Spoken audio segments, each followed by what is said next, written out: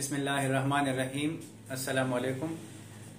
ज़मा नोम डॉक्टर जमील अनवर ने तاسو سره بنن د وایټامین A د کمی په اړه کې یو څو خبرې کوم. دا زیاتر وایټامین A کمی چې دی نو د اکثر خلک ډیر توجه نه ورکوي او لږ نیګلیکټډ دی، خیال هم ودني. نو یو اندازې مطابق په ټوله دنیا کې د 2.5 لکو نواله تر تقریبا 15 لکو پورې ماشومان چې دي نو دا هر کال د وایټامین A د کمی د وجې داغي نظر چې دی نو هغه ختم شي. نو دا ډیر زیات کافی ریشو ده.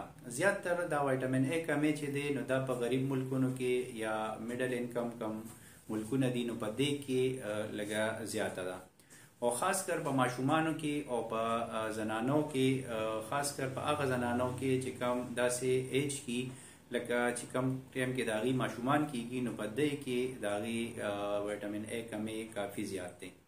د دې چې موږ تشخیص کوو اکثر چې لکه موږ ته به څنګه پته لګي چې په دې کس کې د وایټامین A کمی شته او که نشته، نو دا زیاتر کلینیکل ډایګنوسس دی. لکه مطلب بیمار چې ډاکټر وګوري هغه ته اله بیا اندازه لګي چې دې کې وایټامین A کمه ده او که نه پوره ده. نو هغه کې یو څو پوینټس دي. یو خو دا چې د شپې نظر متاثره کېدل، که د چا د شپې نظر نه لګي یا کمی نو او د ورځې ټیکي نو دغه کې لکه بیا لږ دا کدل پکار دی چې وایټامین A پکې کمه ده او که نه. دویم پکې دا کم سکین چې دی سرمن چې ده نو دا ډیره وچه یا کافی ډراینس یې پکې. نور دین علاوه په زنانو کې خاص کر د اکثر چې د چا بچی نه کیږي باغې کې هم وایټامین A اکثر دام پکې کېدی شي چې یو وجه یې وایټامین A پکې کمی. داسې په ماشومانو کې داغي چې کم د قد غټېدل دي یا گروث د اورال لکه دای چې څنګه غټېدو رفتاري نو دا اکثر پکې سلو شي، دا هم د دې یو علامت دی. دین علاوه که داسې یو ځای کې زخمي نو هغه پکې اکثر ډېر سلو جوړیږي. داسې که چاته څه انفیکشن وشي وړو ته، خاص کر د سینې انفیکشن یا دستونه یې پې نو هغه هم اکثر زر نه ټیک کېږي.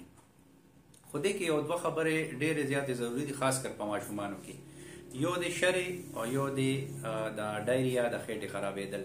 نو په دې کې اکثر دا یو دغه چې کله شری چاته وشي ماشومانو ته نو په دې کې دا وایټامین A په شری کې ډېر एकदम ډراپ کیږي، ډېر زیاته کم شي. نو په دغه ټایم کې دی د وایټامین A خامخا ورکول پکاري کني. په شری کې اکثر بیا د نظر د متاثره کېدو خطر ډېر چې نظر پکې خراب شي.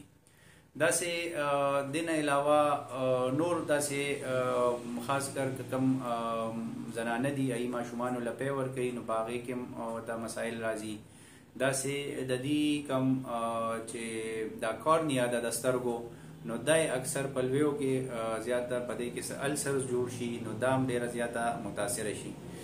نو د دې موږ ټیسټ چې دی نو هغه دا کوو چې د سیرم ریټینال وته موږ وایو، خو هغه دا ټیسټ هر ځای کې نه کېږي او لږ ګران هم دی، په کافي قیمت دی. خو داسې یو خاص لږې لیبارټرۍ دي چې هغه دا کوي.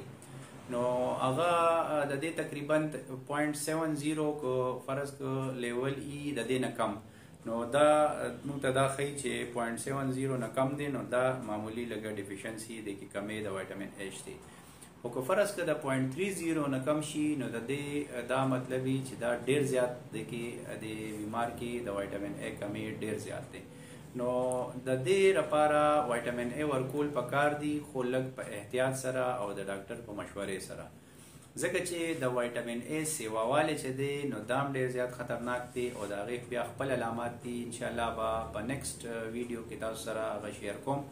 نو دا یو څو خبرې وې چې د وایټامین A د کمی په اړه کې د هغې علامات او د هغې تشخیص په اړه کې. ډېره مهرباني.